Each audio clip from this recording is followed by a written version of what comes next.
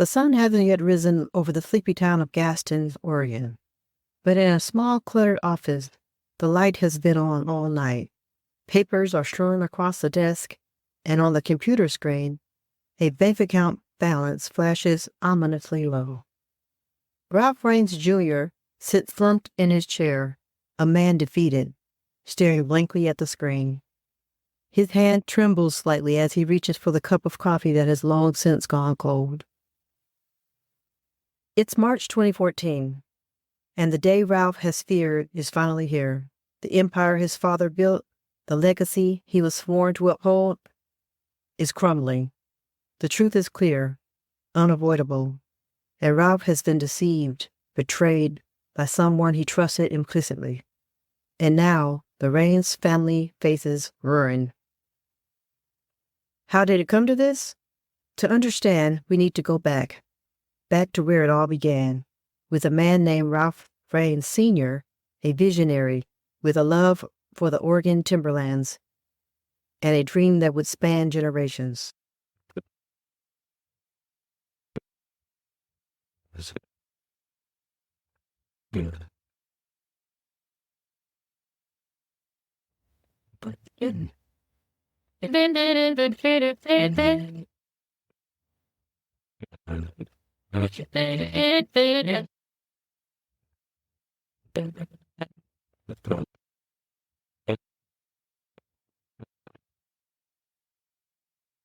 Our story starts in the early 20th century, when Ralph Raines Sr. first laid eyes on the vast forest of Oregon. Back then, the trees stood tall and proud, and the possibilities seemed endless. Ralph Sr. was a man of the land, a man with plans. Ralph Raines Sr. purchases land an hour west of Portland, Oregon, and starts the Raines family tree farm in the 1950s.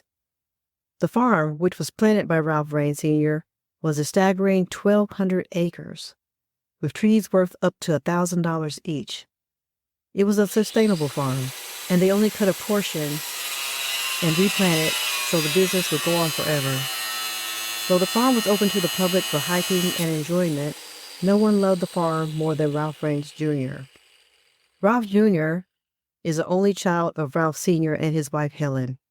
Ralph Jr. was raised on the farm. He is described as smart but gullible, somewhat socially awkward and naive. Raines was the heir to the fortune and the business. Ralph Sr. served in the military as a pilot before becoming a tree farmer, businessman, and millionaire. All the Raines loved tree farming. Ralph Sr. made all the business decisions and ran the farm. Helen ran the household, and Jr. took direction from his dad. Ralph Jr. loved the trees, and that's the part of the business that he thrived in. In 2001, Helen Raines passed away when Ralph Jr. was 54 years old.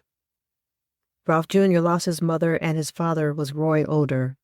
He was never married, never in a relationship, and he yearned for human connection. In addition to the trees, Ralph Jr.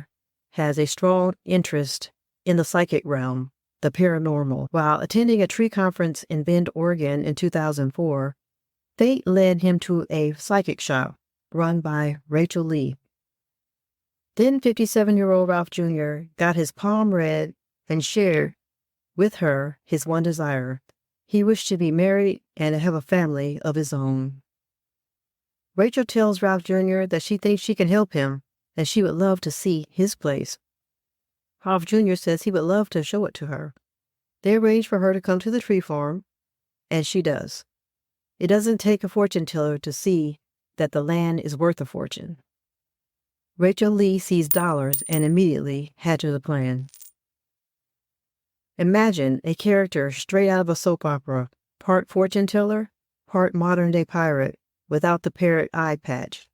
Rachel Lee could read a room better than she could read the stars, turning a mystic insight into a full-fledged gold mine. Dubbed as a psychic who could see everything except the line between right and wrong, she had an uncanny ability to spot a wallet from a mile away, and more tricks up her sleeve than a magician at a children's party.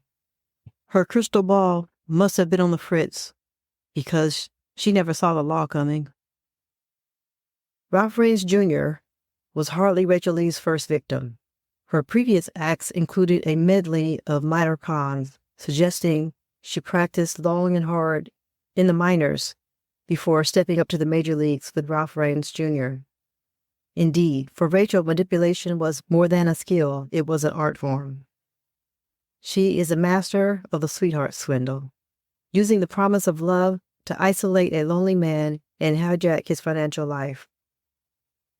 Ralph Jr. has access to his own money, and in the first 2 years of their relationship, if you want to call it that, he is happy to share it with Rachel Lee, the woman who is helping him find love.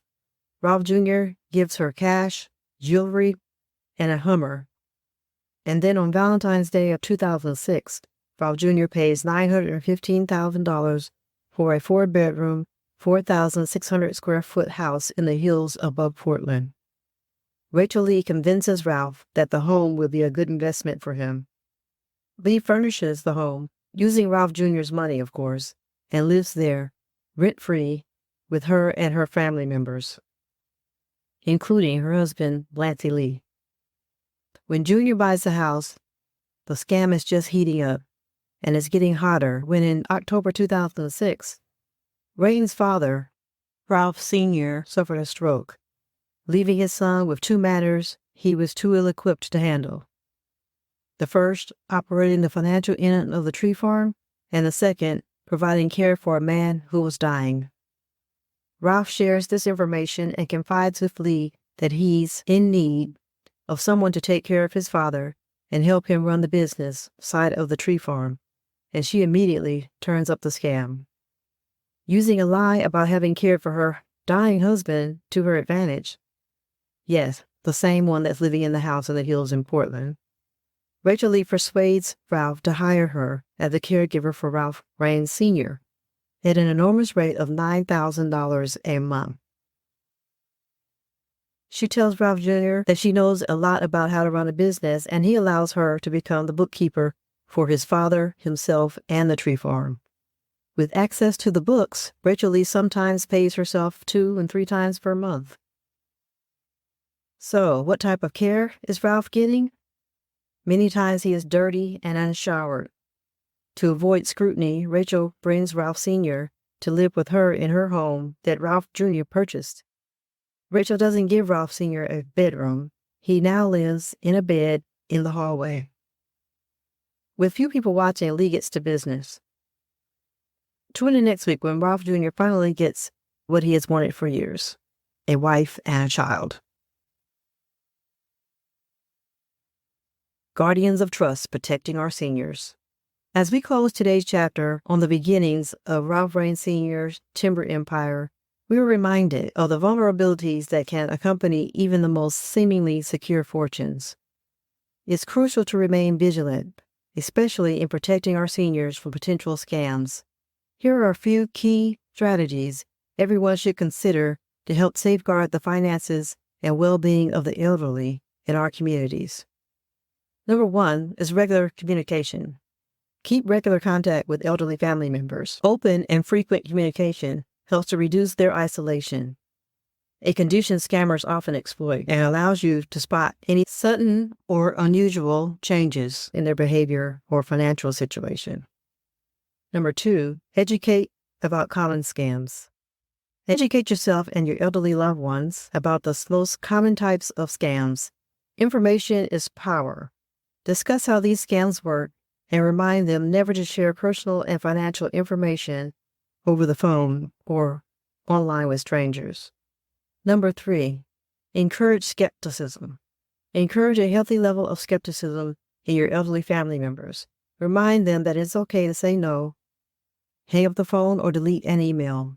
Legitimate businesses and government agencies will not use high-pressure tactics to ask for sensitive information unexpectedly. Number 4, set up financial safeguards. Help set up safeguards on financial accounts. This could include setting up alerts for unusual transactions, establishing a durable power of attorney, or using financial management services that require dual approval for significant transactions. Number 5, professional advice. Consult with professionals. Encourage regular reviews of financial health with trusted and reputable financial advisors and legal professionals. This can be especially helpful in making sound decisions and avoiding dubious schemes. And number 6, report and discuss. Finally, make sure they know how to report a scam. Discuss the importance of reporting any suspicious activity to authorities. This not only helps in potentially recovering lost funds, but also prevents scammers from harming others.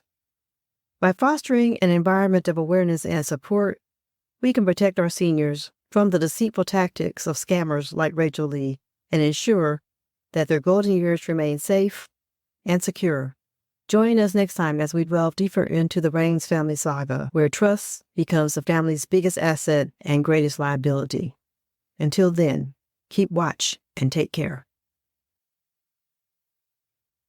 As we reflect on today's story and the importance of vigilance and care for our seniors, let us not forget the caregivers who dedicate their lives to protecting and nurturing their loved one. To all the caregivers out there, it's time for you to take a moment for yourself with the Take Care Time Respite Box. Each bi-monthly box is filled with items carefully selected to promote relaxation and rejuvenation. From soothing teas to aromatherapy oil to inspirational books and personal care products, every item is chosen to help you recharge and refreshed during your well-deserved respite. Take Your Time understands the challenges you face and the strength you bring each day.